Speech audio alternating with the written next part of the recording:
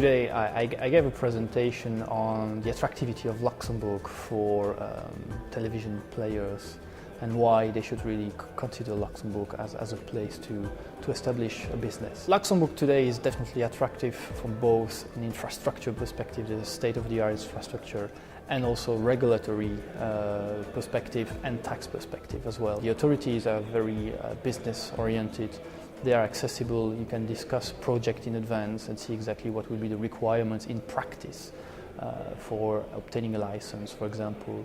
In terms of taxes, Luxembourg has been very good at, based on EU directives, taking a place of choice with a reasonable level of taxation, which makes it that it's in no cases a tax heaven.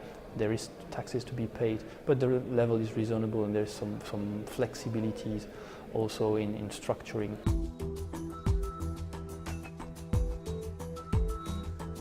At the very basis of Eurovision, there is this network of dedicated capacities of satellite and optical fiber, which we use for the purpose of delivering services to broadcasters. We bring the content from the venue to the broadcaster, but we are also now developing services of distribution, meaning that we bring the already prepared channel from the broadcaster premises to the distribution headends. We have two major areas of where we are present in sports. We have, of course, the sports where we have purchased the rights. So this would be the Olympics, this would be the FIFA World Cup, and there we have basically bought on a common pool of broadcasters the rights for these countries in terms of broadcasting, but also now more and more in terms of new media. And then we handle the transmission from the very beginning. And we also deliver host broadcasting services, which are basically office spaces and logistics behind that correspondence can be handled when they arrive at the venue.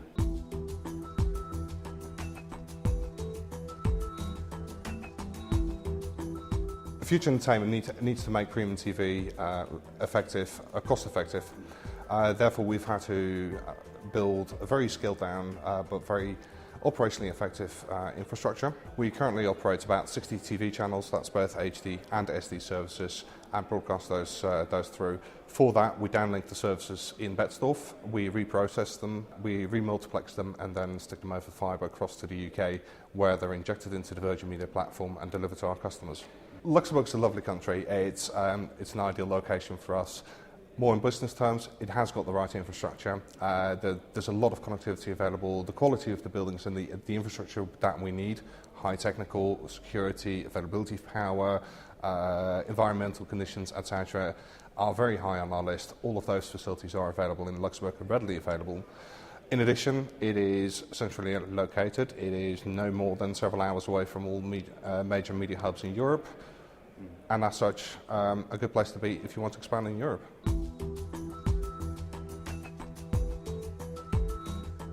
3D in its history has always been hampered by technology because it's quite complex also to provide the synchronization which is necessary for stereoscopic vision with former technologies. So only nowadays with digital technology it's actually possible to provide 3D in very high quality. Actually there are different types of content that work well. So you can see from the film industry that features work quite well. On the sports side, yeah, many sports work well. Boxing works very well, football, tennis, these kinds of sports can be made to adapt towards 3D. 3D on Astra has started, so we're currently carrying 3 channels, a demo channel of us, one of Sky and one of Canal Sat or Canal Plus. So that is the first step. The Sky channel has gone semi-commercial because it's now available in pubs all across the UK, and they will make it fully commercial by the end of the year. Same for the Canal Plus channel. So based on that, there will be other broadcasters in Europe launching channels in the very near future. And then it depends very much on the uptake of the 3D sets at home in order to see what the economics provide.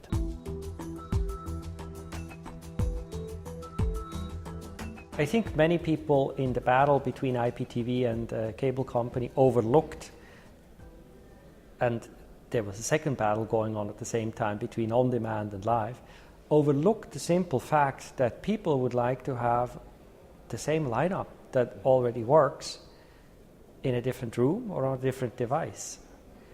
And Zattoo delivers that in a very simple way. So you don't have to buy a set-top box or have a whole new class of subscriptions that you have to pay for, and we give it to you on a laptop for free or on an iPhone for a small fee. I think of the 150 minutes that the average consumer in Central Europe actually watches TV, you will maybe have a couple subtractions, but not that much. It'll pretty much stay at that level, but you'll have additions. You'll have a few minutes on the cell phone, a few minutes on the iPad, a few minutes on the PC, at work or at home. We're never going to be, if you're on these second devices, anything comparable to a cable company or an IPTV. So there's no reason to be afraid of Zattoo. And if you're on these second devices, the usage of every one of these devices, as you have more devices, will always be a fraction, but triggers content rights that are significant in cost. And so to make the whole proposition economically work out, you actually need to be on all of them and recognize the user as a recurring user. So you can aggregate all of these fractions and pay for it once. Otherwise, it's a very difficult proposition. And the user will not pay again and again for another device and another device and another pay subscription. It's just too much.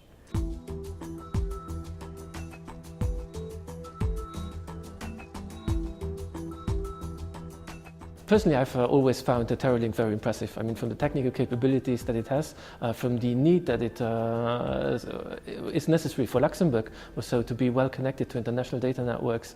If Luxembourg really wants to be serious in this domain, Teralink is a very, very necessary development. I like really this Teralink Workshop because it gives you the opportunity to meet people, because it has still its human size. I mean, we were some 50 people present here, and you get really access. Of course, it's also very focused on the industry of media and broadcasting, which is very, very relevant to our activity.